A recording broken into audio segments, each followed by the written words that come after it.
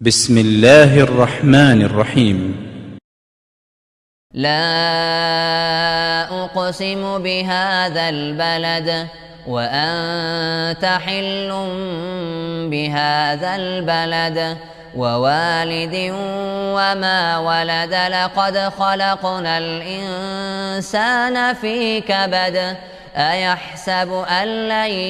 يقدر عليه أحد يقول أهلكت مالا لبدا أيحسب أن لم يره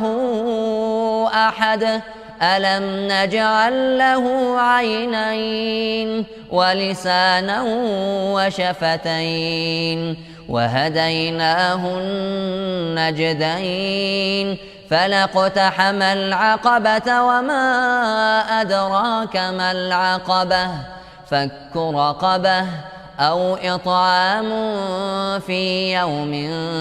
ذي مسغبة يتيما ذا مقربة أو مسكينا ذا متربة ثم كان من الذين آمنوا وتواصوا بالصبر وتواصوا بالمرحمة أولئك أصحاب الميمنة والذين كفروا بآياتنا هم أصحاب المشأمة عليهم نار مؤصدة.